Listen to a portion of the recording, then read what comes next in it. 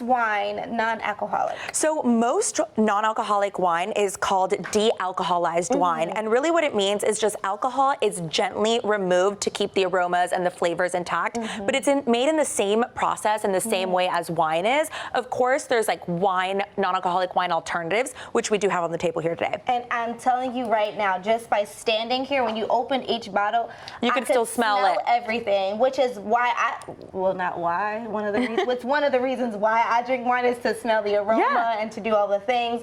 Do these have body? Do they have the taste that you would once taste in actual alcoholic wine? Yes. So the first thing that's gonna go when you remove alcohol from a wine is typically the body. So this toast one is a perfect example of like, it still keeps a little bit of full bodiness to it. This Cabernet Sauvignon is gonna have a bit of fuller body, but when it comes to like our Chardonnays, you're gonna notice there's gonna be a little bit less body to them, but just as good. This Giesen 0% Chardonnay, so this is a New Zealand white wine. People love New Zealand white wines, and they're actually one of the first New Zealand wine brands to gently remove the alcohol using this technology called spinning cone technology. So what I was saying about like de-alcoholized on wines, that's typically what you want to look for on a wine label, something that either says like de-alcoholized or alcohol removed from it. That's because it's going to keep those aromas and those flavors in it. And this Chardonnay is a perfect option for those like saucy dishes that we love here in Miami, because the Chardonnay is going to pair really well with sauciness,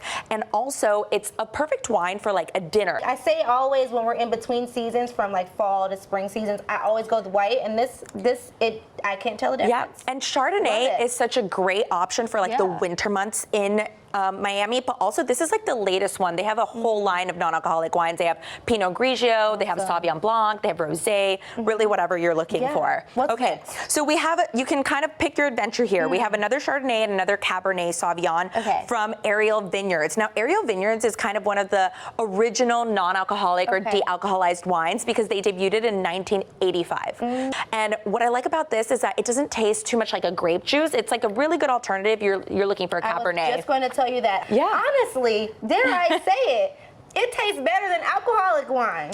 So funny that you say that, because this brand has won gold medals against alcoholic alternatives.